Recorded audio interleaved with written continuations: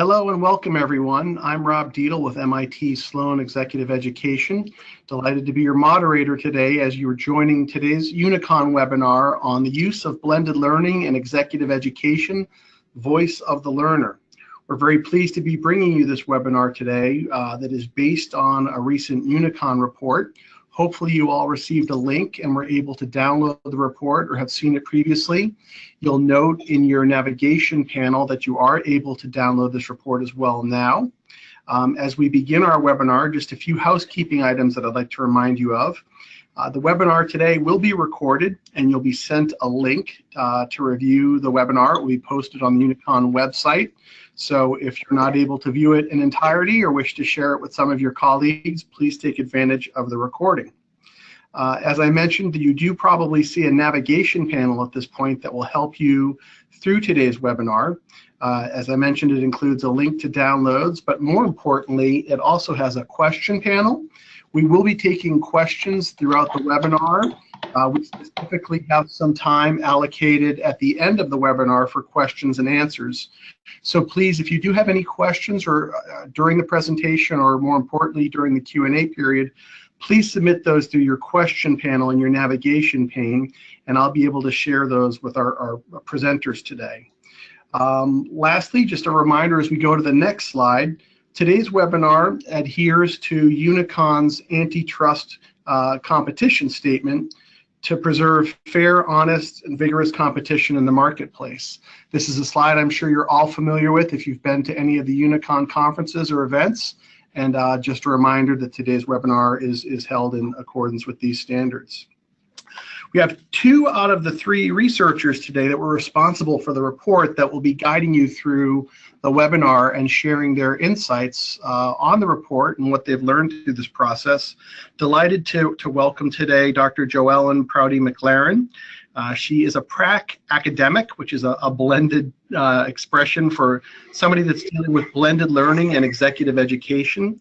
JoEllyn helps organizations and their leaders understand, respond to, and overcome barriers to building a learning culture and achieving business impact. She's currently serving as a senior advisor to ICEDR, otherwise known as ICEDR, a research and education consortium of companies and business schools. She's also involved with helping Quest launch a virtual early career leadership institute for women. In the past, JoEllyn has served also as CEO of CAS Executive Education, where she led the school's repositioning and turnaround of executive education and launched its first step into online learning. Also joining us today is Pepe Auricchio, Director of IESE's Learning Innovation Unit. He's been responsible for setting the vision and agenda for the unit at IESE and leading its first initiatives. Among these have been the launch of the school's first MOOCs, the development of resources for different learning discussion-based methodologies, and the redesign of select degree and executive education programs. Prior to his current role, Pepe was Director of Custom Programs at IESE as well. And he also had some experience starting his career at Deutsche Bank in the corporate sector. So with that, I'll turn it over to Pepe, who will begin leading us through today's webinar. Pepe, over to you and thank you. Thank you very much. It's a pleasure to be with you all today and to walk you through the research that we did and some of the findings that we came to. First, let me give you a little bit of background with respect to the motivation behind our work. Obviously, it's no secret to anyone that online learning is increasing in terms of its use generally as a form of education, but then specifically also in a corporate context. And it's online no longer simply for the purposes of, say, compliance training or basic skill development, but it's online also in the context of executive development, leadership in particular. And this increase in online learning is most manifesting itself in the form of blended programs that combine 2 contexts, online and face-to-face. For those of you that have been following this phenomenon or are closely involved with it, blended learning has been researched. There's been quite a bit of work done trying to understand what blended learning means, what it means, what it characterizes it, what is effective, what approaches people are using, from the point of view of the program designers, from the point of view of the CLO, basically from the point of view of all of us. But few studies have actually looked at the effectiveness of blended learning in a leadership development context in terms of what the learner feels, what the learner experiences. You know, that voice of the learner has not been researched, and that is essentially what got us motivated in terms of this study. We wanted to look into the opinions of learners, people that have participated in blended experiences, and understand what they thought were the most effective tools in terms of creating impactful learning. And you know, clearly this understanding is generally important, but it's even more important when we actually think about the context of today, a context of rapid evolution in technology, and therefore new opportunities to address needs in new ways. So really, if we are able to understand those needs, we can then perhaps produce better learning experiences, better online learning experiences, better, therefore, blended programs. So that's the motivation. That's why we got cooking, if you will. And over the next few minutes here, we want to present our study, presented in let's say 3 chapters, if you will. First, the purpose, which I referred to somewhat, but we'll look at specifically how we phrase that. Then the people, meaning the sources of data that we used, and finally the process that we followed to actually, let's say, make sense of that data. Of course, once that's been understood, we'll look into the findings in greater detail, and my colleague JoEllyn will take you through some of those. So the purpose, as I stated, was to essentially uncover executive learners' views of their learning experiences. So, you know, programs, formal learning experiences that they had been a part of as part of their leadership development offer. You know, that purpose led us obviously to focus as a source of data on very specific people, and that is individuals, senior managers that have participated in programs of this nature, in blended learning programs. We found 21 of these, and they were distributed across a number of industries, which you see in the following slide.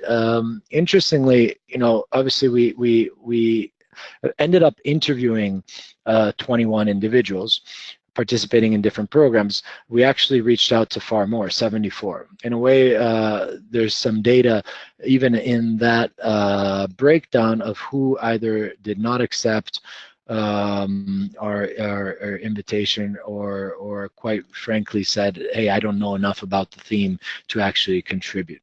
So the whole, you know, finding people that actually felt they participated in a blended experience and were willing to share their views on that was actually not as easy as we had originally thought it was going to be. What did we do with that data? Well, as I said, we interviewed the individuals, we transcribed those interviews, and we analyzed those transcriptions. How do we analyze it? The first, you know, for those researchers out there, you'll recognize this. The first step was a sort of thematic coding. We used for codes both inductive codes, meaning codes that we imposed, if you will, as well as deductive code, you know, codes that were suggested to us by the comments that were being made by participants. We looked at this data both within certain programs, so you know there were participants from the same program in some cases, so we looked at those smaller let's say cohorts of participants, as well as across programs, so themes that were across programs, not specific to a particular type of program.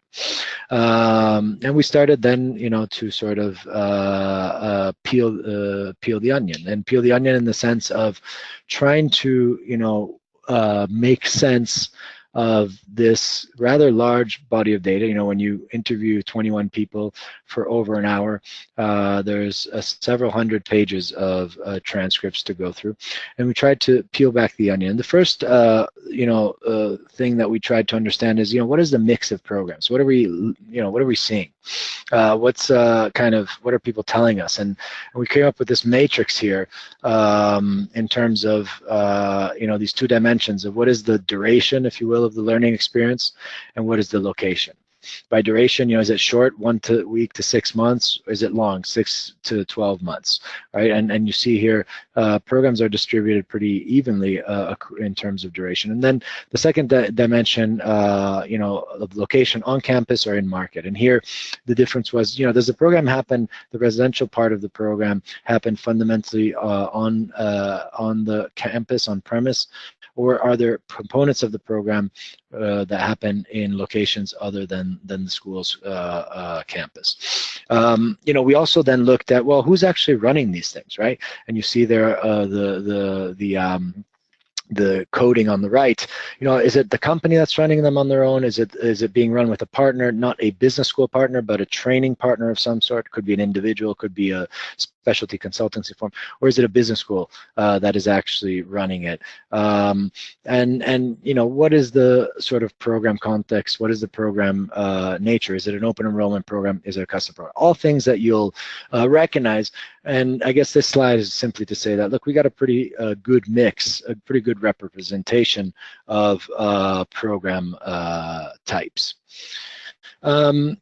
Which brings me to the findings, and the findings are essentially of three kinds. JoEllyn will talk to you about activities and themes, and the first finding relates to design. So what do we mean by design? Design we mean by what you will recognize as the sort of infrastructure of the program. How is the learning experience laid out? Is it modular? Is it online? Is it face-to-face? The activities are what happens in the learning experience, and finally the themes are these more transversal themes that we saw emerge from the data. So going to the design. The design, there's three kinds of designs, and you'll see these discussed in greater length in the report. But there's three types of design that emerge. Simple, the first one. Modular, the second one. Complex, the third one. And by design, really, we mean, on this slide, you'll see this kind of macro, high level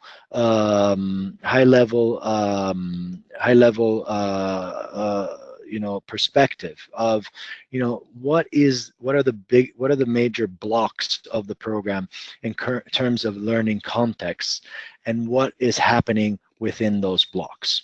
And that goes to the activities, which JoEllyn will deep dive on in a minute. So the simple design is the one that everybody will recognize, right? It's probably the one that is most prominent in your portfolios. It's kind of the good old pre-program post design, where you got something happening in the pre. During is really the residential week or weeks, and then the post is kind of the follow-up, right? And what happens in the pre is sort of important, but perhaps not fundamental. There might be some individual application or preparation. There's a kickoff webinar. The program, when people talk about the program, is really that chunk in the middle, that residential piece. And then in the post, we'll do some follow-up activities. It might be some coaching, might be some, action plan stuff, but it's sort of somewhere between scripted and left to the individual to basically get on with. That's the kind of good old blended learning of old, if you will, the simple design. A evolution of that is modular, and I think most schools will already have adopted some of this. Maybe it's also very prominent in their portfolios, but this is a design where you basically bookend, right, a online period which we typically call intermodule, right, amongst us, where you say, hey, the intermodule period, you bookend it with 2 residential blocks. And you know, what typically happens as a result of doing this is you make sure that that intermodule period is a little bit more rigorous. It's part of the learning experience, because the learning experience actually doesn't end until the end of that second face-to-face module. And that gives it a little bit more teeth, right? So that's where all the stuff like, you know, coaching again, but mostly project work, even some kind of meetings of different nature between participants in the cohort, follow-up, you know, all of that stuff happens, but it's a lot more scripted. It's a lot more scripted. Why? Because you actually have a kind of stick, which is module 2, right? Let's say the residential 2, the stick being the fact that you have to show your face in that residential period and actually give due to what you've done in the intermodule, whether it's present the results of a project work or get back together with your peer coach or whatnot. So again, this is a fairly typical design that most of us will recognize, and probably at this point quite prominent in many portfolios. The third design is we called complex. And complex is fundamentally different. Complex is different in what way? Complex is different in that there is a significant learning that happens in these 2 modes, online and face-to-face.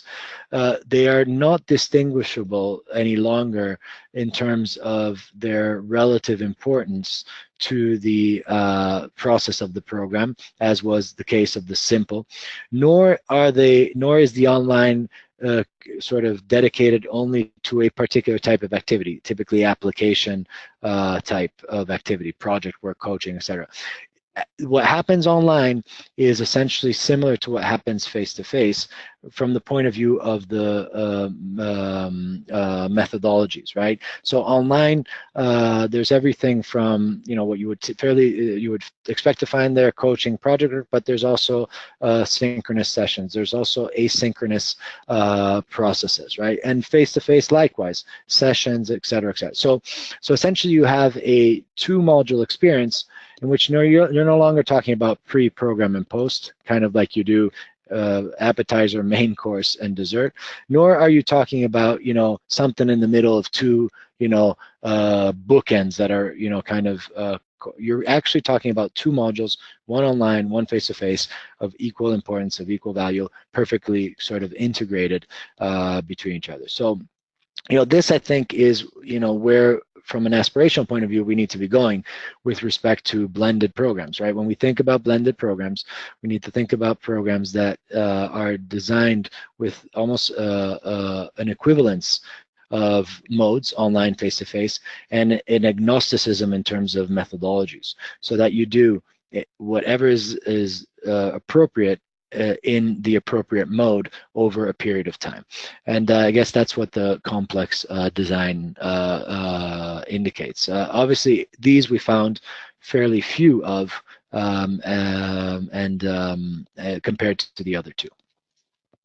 So with that, I will sort of end my bit and hand over to JoEllyn. So JoEllyn will go through first the activities within the programs. And so, you know, we looked at the structure, right, the design, what's actually happening in these programs, and then discuss some of the findings that are more transversal in nature that we found. So JoEllyn, go ahead.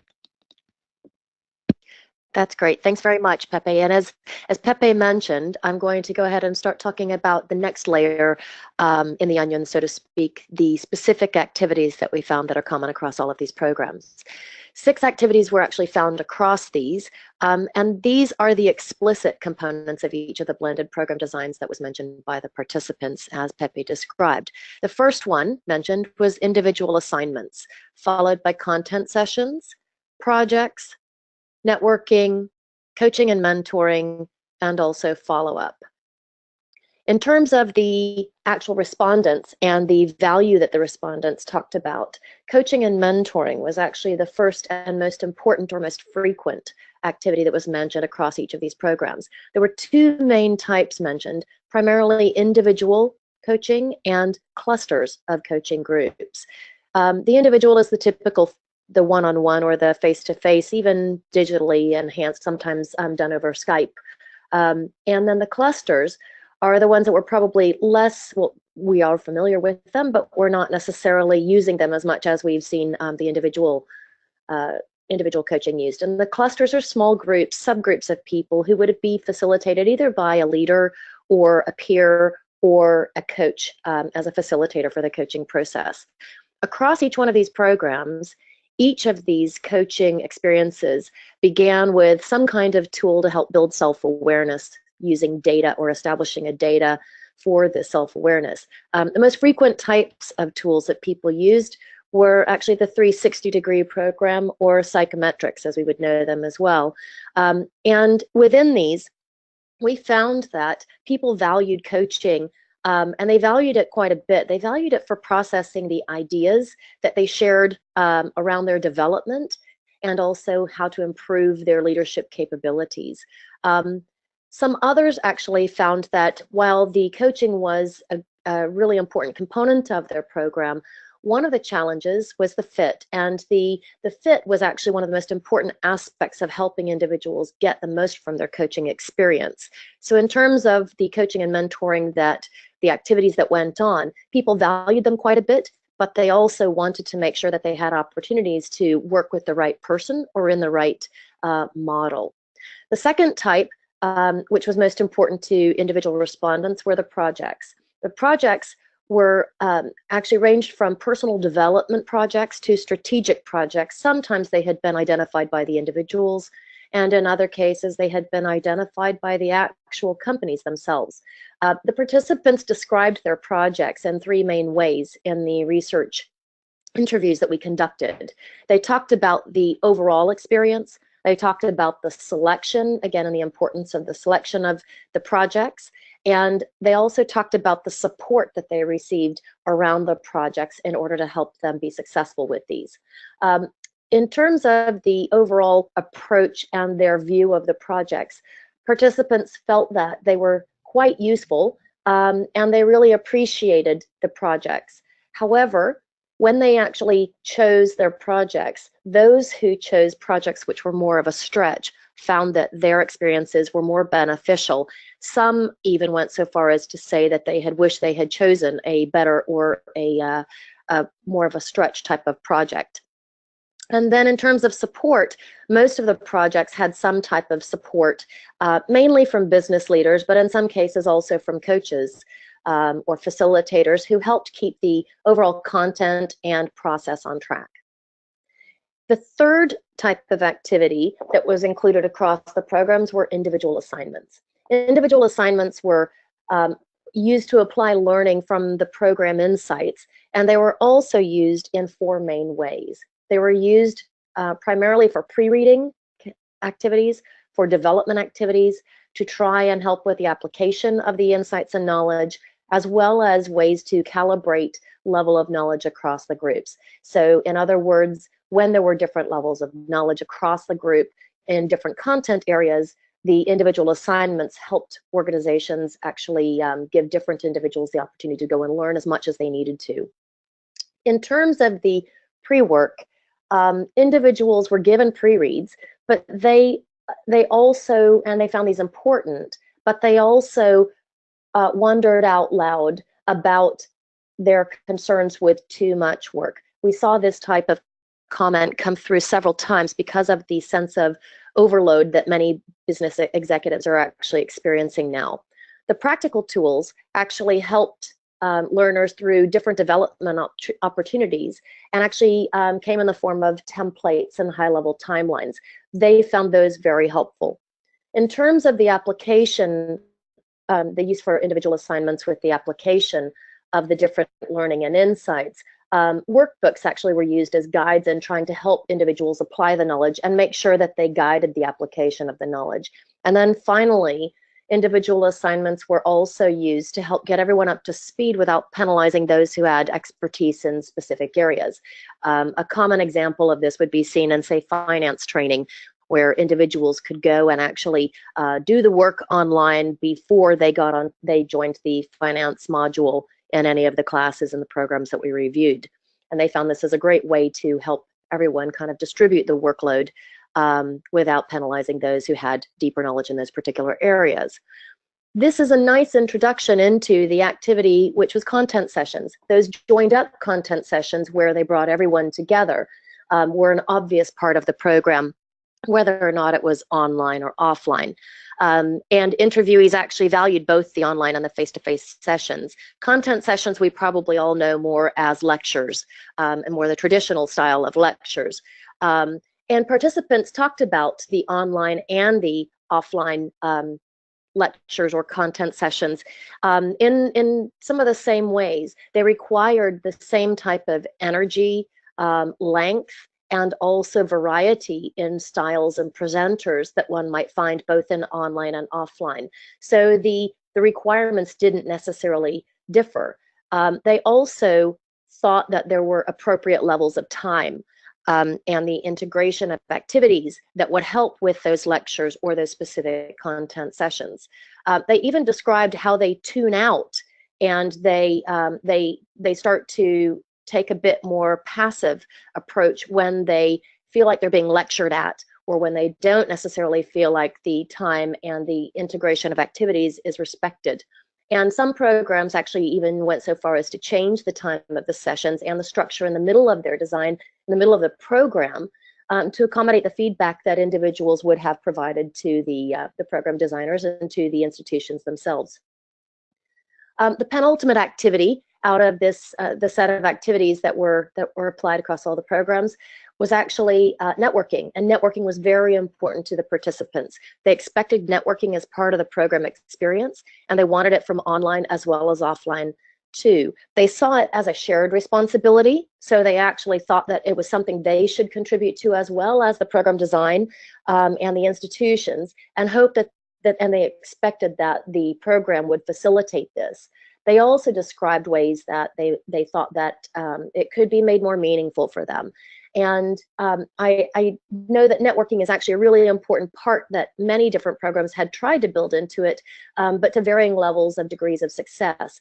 Pepe, I also remember that your research in your doctoral research actually mentioned quite a bit about the importance of networking in design and blended design. Would you like to add anything else here? In terms of, sorry, in terms of the importance of networking or the use and the purpose that it served, or maybe even the relevance of how it's often talked about. I think this is something that, this was confirmed sort of from both sides now. Both the CLOs, or us as program designers, if you will, have an intuition that part of the value that our programs deliver has to do with the relationships that they allow people to form, the networks that grow as a result of them, and sometimes this intuition is more than just an intuition. It's actually confirmed by participants or client feedback through either comments or quantitative evaluations in which they say that the #1 value of their experience was exactly the social aspect. These participants that we interviewed seem to be saying the same thing. I get great value out of the ability to interact with peers and to build social networks through learning experiences of this kind. However, like in my research, the networking aspect was somewhat forgotten, or a nice to have and not sort of intentionally pursued, nor had tools associated with it. Similarly, the participants of our program say oftentimes, the ways in which they are, engaging with each other on a social level are less than optimal. And even the introduction of social technology in programs is pretty poor, and questionable whether it actually produces any value at all. So it seems to me like there's a, both the CLOs, or the program designers, as well as the learners themselves are clamoring or are asking for a need to be resolved in a better way, and that need has to do with social and network building, and it's a need that actually, you know, technology is impacting in a pretty important way in all of our personal lives, so probably should do the same in our program lives. That's great. Thanks very much. And so it sounds like you would expect that some of the opportunities for networking are starting to gain some approval or momentum for being recognized as contributing value to the programs, and that hopefully we might see some more inclusion of time and space for people to spend time together simply getting to know each other. Is that true? Yeah, I think so. And I think that, you know, I think also that, as I said, I mean, being in touch with the needs and then questioning how you can meet that need given what's possible today is key to actually doing things differently and in a way better, right? So you know, we should not, we should revisit this particular need and try to move beyond the limitations of the analog world, and where, you know, perhaps we could not service it, we couldn't meet it optimally, and embrace, you know, what is the toolkit of today to actually explore ways of doing it better, you know. And absolutely. Yeah, absolutely. And I think one of the interesting takeaways from this part of the list of activities and the feedback that we saw in the research is that individuals expect that networking is possible through technology. So they didn't have as many blocks or barriers in their mind to being able to network, and expected that technology would start to help facilitate that, and even gave some suggestions for ways that we might as designers be able to include that and make it better, as you said. So moving on to the last one, and probably usually the afterthought in many situations, was follow-up. Follow-up was commonly brought up across all of the programs. However, it was also obvious from the conversations and the interviews that there was not a lot of follow-up or follow-up activities included in the various blended programs and the experiences. Those who had it, however, actually still felt like it was relevant. It gave them an opportunity to work with the individuals that they learned with over a longer period of time. And in examples such as even peer learning groups, many of the peer learning groups, the individuals talked about staying in touch with their peers from their peer learning groups.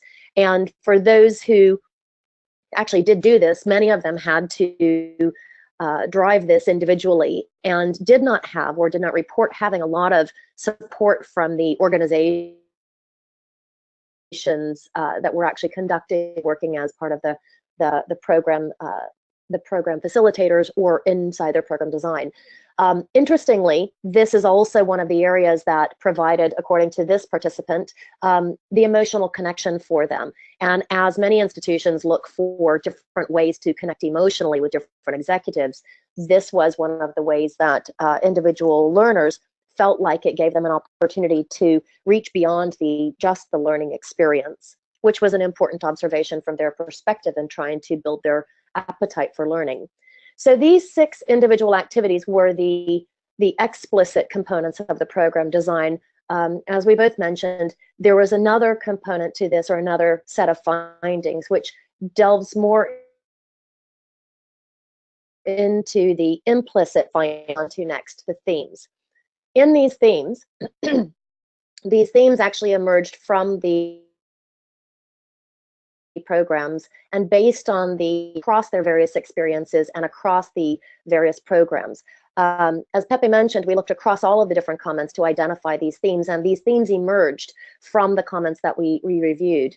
Overall, participants wanted and expected blended programs that they understood, that they actually that helped them learn more than just business, where they learned that experience, or they experienced learning experiences and programs that are fit for purpose, that they actually wanted to they wanted to understand how to learn, and that they were actually in the process of learning how to learn again, that this blended approach was not necessarily something that they were used to.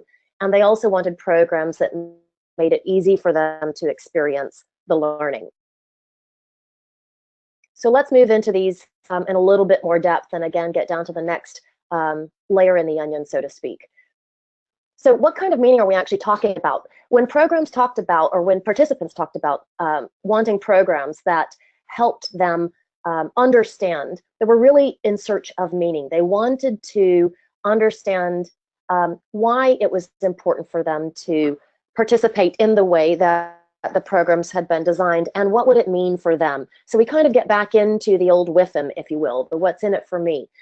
Participants knew that they had to commit extra time, effort, and energy, and they had to do this to an already packed schedule, as we've all heard of and probably all experienced ourselves.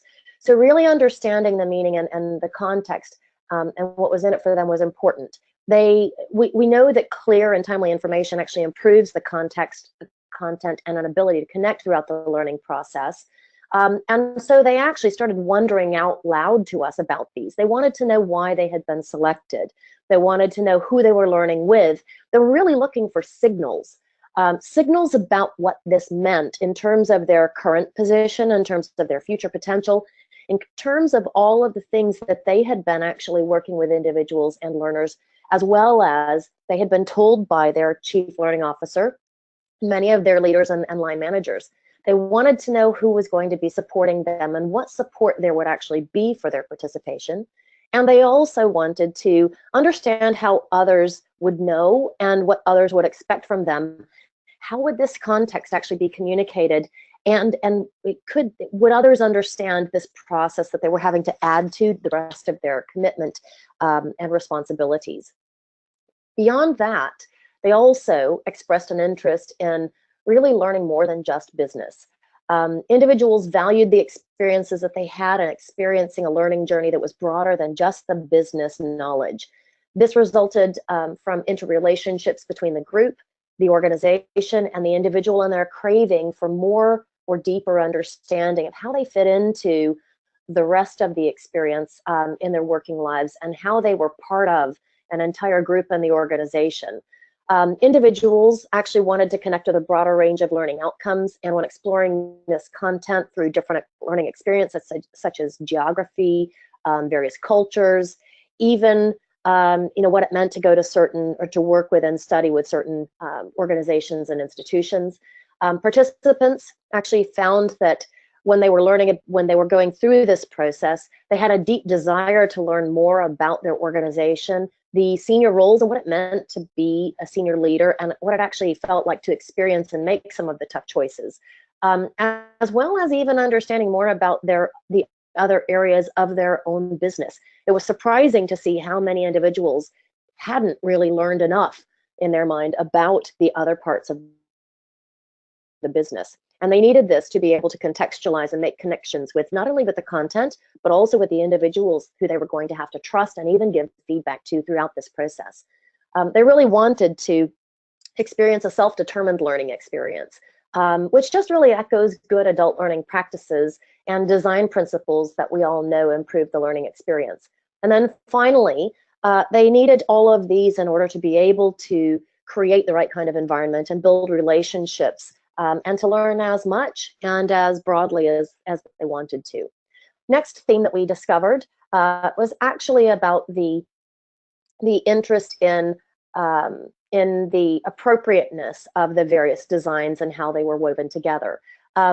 Despite their limited experience prior to the blended program, participants actually intuitively started to recognize and again wonder out loud about the importance of matching the right method and mode in the program's design. Choices made for the virtual and the face-to-face activities were described in ways that gave us the impression and the understanding that they truly understood that it was important to match the most important and the most effective and the most efficient methods and modes to create the right desired learning outcome.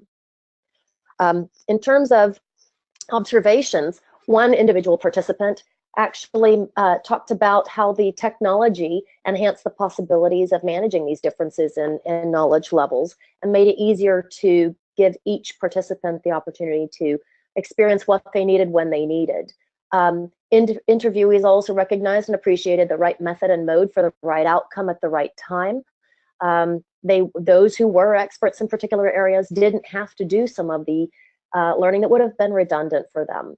And in terms of face-to-face opportunities and activities, the experiences that these individual right fits or matches that were made in the designs actually created a better experience and extended the learning experience beyond the activity, which is something that we all know is kind of the key to being able to create reflective learning experiences, as well as being able to create that appetite for learning. So attention to context, content, and connections actually gives us all as designers ways to creatively propose new experiences, and that those experiences that actually move beyond the commonly known use of these new tools and improve the learner's blended experiences. And this data just goes to show that it doesn't go without being noticed. It actually does create the right opportunity and the right learning outcome at the right time. The next theme that actually emerged is one of my favorite. As learning designers, we can often forget that that blended learning and parts of this learning experience are really a new way of learning. And quite honestly, although we've all been learning for a long time, even some of the more traditional learning experiences are actually still new to a lot of executives. Respondents commented that there's a real need to educate and scaffold the blended learning process. And it just reinforced that we have to keep in mind that the blended learning wasn't taught in schools 20 years ago. We don't have a culture of blended learning in many organizations right now. And so as learning designers, participants want us to educate them, but also their leaders and their colleagues on the requirements for these new ways to learn. We need to actually create activities that help individuals address the challenges associated with adopting new and old learning practices to help them build learning habits. We need to teach the process of reflection, actually integrate these into the working experience and help others who may not be participants in this process, but may be colleagues of those participants, and help them understand how to integrate it into their working experience. For example, if you imagine us sitting on this webinar right now, it might look like we're just online, but to others, look like we're just online to others. But in terms of what we're doing, we need the same level of focus to be fully engaged in this particular webinar experience. And sometimes others necessarily have the same level of respect and understand that at this moment we're actually learning. Because they don't see it as a classroom. They see it in a slightly different context, and they might feel like they could interrupt it. So being able to help others actually understand is really important, and many of the participants talked about this as well. And then finally, actually helping them understand how to stay out of the old practices versus embracing these new digital tools, and to improve learning as a skill and the core process inside their organizations is really important to them. In other words, we really need to help them relearn how to learn. And then finally, the theme that kind of builds on this and became very, very obvious is the idea that these individuals are already overwhelmed, and therefore, although they have the desire and the motivation to learn, they really need us as designers to help actually address the extra effort that's required to make these behavioral changes in order to build this blended learning culture and to really be engaged in learning. They need our help to reduce the extra effort required to simply experience the learning and actually avoid the cognitive overload and remove some of these barriers to learning. So they talked about and mused about experiences that were efficient, and those that were well thought out for the most part were actually those that brought in efficient practices so that it helped them learn more effectively. They also identified opportunities to reduce the extra effort required just to get the most out of the programs. They valued the plug and play approach, as well as the support needed for the ways that they accessed, engaged, and applied their learning experiences. and they also wanted to use some of the same digital tools for off and online modes of blended design. They're thinking about learning in the context of work, and they're also wanting and seeing the improvements and the efficiencies in the way that they're using tools inside work to be able to address work practices, and they are expecting us to adjust to our learning practices and for them to be able to learn more efficiently as well. And with that, I'll actually just conclude that this collection of the, as Pepe had explained, the program design that we saw, the activities, and then these themes really helped us understand that there is a large appetite for blended learning across many different types of programs. And there are clues in here as to what works really well from the customer's perspective or from the learner's perspective, as well as the opportunities for improvements and for actually being able to generate the kind of learning outcomes and the engagement that we all crave so much. So let me go ahead and turn it back over to you, Rob, and we will open up the floor for any of the questions that might have been coming in to dig a little bit deeper into this. Great. Thank you very much, JoEllyn, and thank you, Pepe, for leading us through a fascinating webinar filled with a lot of interesting insight and I think relevant information for all of us that are involved in executive education. One point just to note, we have been informed that there may have been some technical difficulties with today's webinar and that perhaps not all participants that were registered were able to join the call. So for those of you that are reviewing this via the recording that we'll make available, apologies for any difficulties or challenges in connecting today. At this point, as you mentioned, JoEllyn, we would like to open it for anybody that is on the call to submit questions via their question panel, and I'll be happy to share those with you. While we're waiting for any questions to be submitted, however, I do have several of my own that came up during the course of the webinar, and if okay with both you and Pepe, I'll just ask them in general, and you can either both decide who might respond or both join in as well. The first question that I have is, one of the things that we very often hear about the strength of a residential program is that participants and the learners are away from the office and have no distractions. During your research, did you learn or hear of any tips or tricks or best practices to enable the focus and reduce or eliminate any distractions during the online components of blended learning? I'll be happy to contribute to that, but Pepe, would you like to go ahead first? No, go ahead. I was okay. Thinking it through myself, but go ahead. Okay, a couple of the examples or tips that I've heard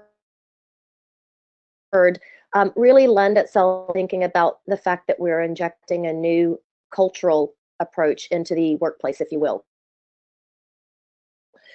So if I go back to employer brand research that I've done, it follows along some of the same principles that we find in change management or an employer brand. It's really about trying to create visual reminders that help create the space or signal that some learning is going on here. So some organizations had actually suggested putting a note on the door, or participants had mentioned that they created some kind of visible sign that said, you know, learning now, those types of things, just to let people know that they were actually in the middle of an important session, as opposed to, you know, just on a call that might be interrupted if that's the normal typical culture.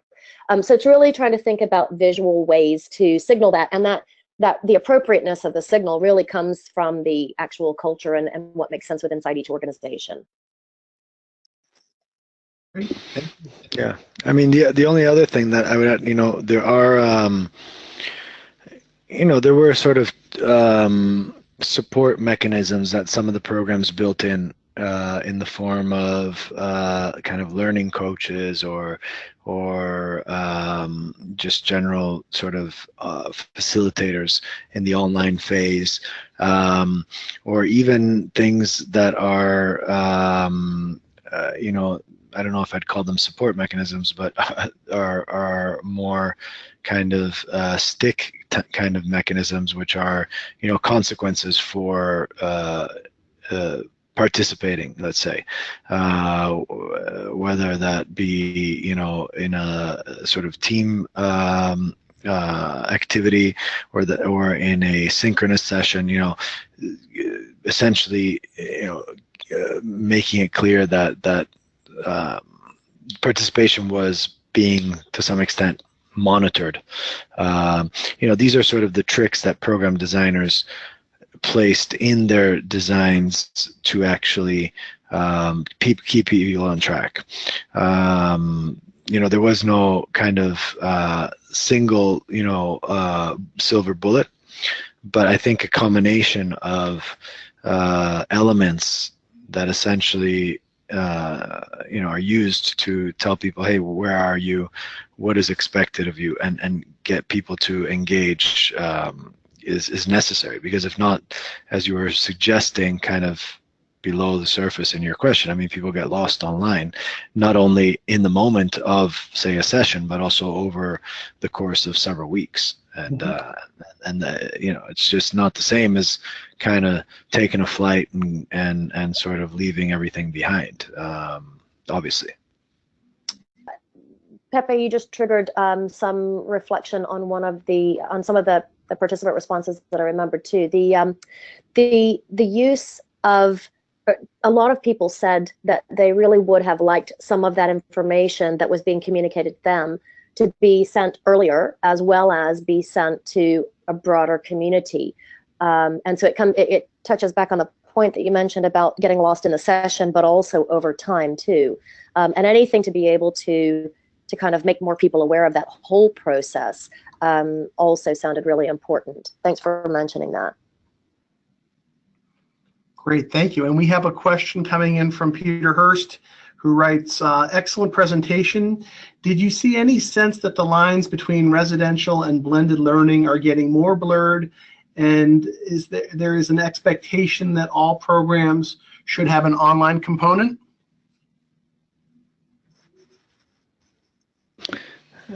I think what I would answer is sort of flip it on its head. I saw no signs that people were not expecting that. So, you know, the typical excuses, if you will, that people, you know, on our end put up in terms of, well, these people are, you know, not used to online, or, you know, this is not the right, you know, moment, or this may not work. I saw no signs of people being sort of, learners that is, being sort of surprised or in some way even hesitant by the fact that part of their learning experience was going to take place online. On the contrary, I think most people reacted positively to that. In fact, some actually thought it was thought favorably of it because of it being sort of being able to combine with day-to-day life the learning experience. So you know, that said, I mean, JoEllyn mentioned it. I mean, there is still some learning in terms of how, you know, that needs to happen in terms of just how to learn over a period of time, and embedding things like reflection and application and so on. But there was no sort of in my view, no hesitancy, no, let's say, negative perception on the learner's part. Great, thank you. Another question, learners and participants as customer experience, did you gain any insight as to how they are assessing different offerings in blended programs? Are they more likely to try different schools for different programs?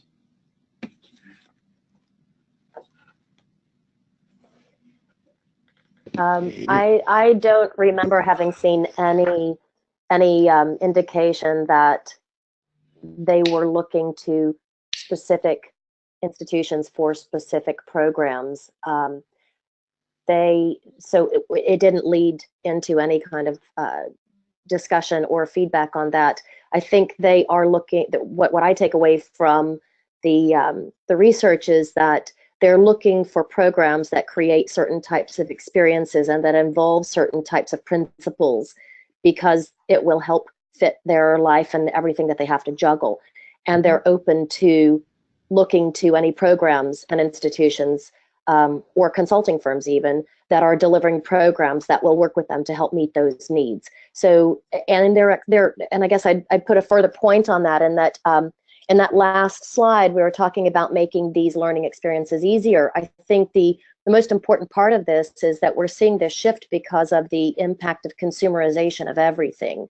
And as consumers, we're all consumers, and we're all learning how to use technology in our daily lives. And those experiences help inform us that this is possible. Those possibilities actually become they drive changes in our expectations, and those expectations are getting applied to each one of us delivering these programs. So it will change it, and I think they're going to be open to anyone who actually can help them learn where they need to learn, when they learn, what they want to learn in the best way possible. Great, thank you. And JoEllyn, another question for you. You had mentioned the importance of coaching as a valued part of blended learning. You also mentioned that coaching fit is incredibly important. What tools or mechanisms are often used to ensure that there's a good coach and participant fit or alignment? That's a good question. We're actually using some of the research feedback or the findings in a coaching program that I'm working with overseas right now. Some of the tools are really, I'd say tools and processes really. So the attention to actually interviewing individuals and coaches in advance of assigning individuals together as a coach-coachee is really important. So a couple of the organizations that I'm working with are actually spending more time up front identifying needs, behaviors, experiences, working experiences, and maybe even industry experiences too, and trying to find a match between the coach and the coachee. Equally, we're using a lot of technology, so tools like Skype. I'm using WhatsApp in many of my coaching relationships as a way to remind individuals. So I would say there weren't a lot of tools that were expressed inside this research, but we've taken the idea and the concept and actually started to play with it in different ways with some of the other organizations that I've worked with. And those WhatsApp groups as reminders to help keep people on that process has been really helpful. From the research in the middle of the process, a lot of people talked about using Skype as a way to stay in touch with individuals more consistently, as well as conference call capabilities or online conferencing capabilities to be able to bring people together and to add the visual as well. The only other thing that I would say is that on the back end was probably the biggest learning, or maybe in the middle of is a better way to say it, but the individuals wanted a way to offer feedback to actually change their coaches if there wasn't a good fit. And there were no examples of individuals actually being offered an opportunity to change the coach in the middle of the process, which was interesting to me. So we know that the coaching experience was important. We know that the fit actually made it a better experience. Those who didn't have a great fit had no way to actually change the fit and therefore didn't have a way to improve their experience. And they left with a lesser valued experience because of that misfit. So what we've done in some of these other relationships is we've actually created a feedback mechanism and then a refit and repositioned a couple coaches as well with different participants, and that's actually made all kinds of improvement in the experience that they're finding. Great, and that's actually a segue into what I think might be our final question for today as we're quickly approaching the top of the hour. But in many residential programs, when participants complete a program, they receive some type of a certificate or there's some type of a ceremony to mark their accomplishments and completion of the program. Are there any common practices being done in blended learning through a virtual environment to achieve a similar impact or sense of accomplishment at the completion of a program? Pepe, you want that one? Yeah, no, no, none of the participants referred to this. I mean, I can use, my own experience to perhaps answer. It is an issue in the sense of, clearly, we are used to closing our learning experiences traditionally face-to-face and have a celebratory sort of ritual attached to that, and it's quite different when you actually do that online, and obviously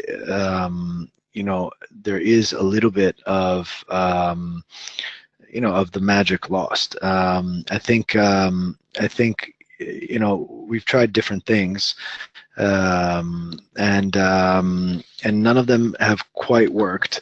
And so what we've tended to go back to is either avoiding closure online and trying to create designs that allow for closure face-to-face, or having sort of events that might happen in the location where the participants are, sort of in a distributed way. Almost imagine like a kind of global alumni reunion of sorts, where on a specific day or a specific moment, certain things happen locally across the world. This is kind of replicating analog, replicating face-to-face. We've not yet cracked a great online kind of closing, and it is different. I think it is. Well, thank you. And seeing that we're all connected from various parts around the world for this webinar right now, I hope that I won't lose any magic in thanking both you, Pepe, and you, JoEllyn, for leading us through this great webinar. I'd also like to recognize your colleague, Clement-Frazier, who with both of you contributed to the report that, again, is available. Really appreciated your time and effort, both in publishing the report and also leading us through today's webinar. Any final thoughts or comments before we go? No, thank you. Thank you very much. Oh, thank you very much. Thanks for your interest. It's our pleasure, and thank you again for your time and effort.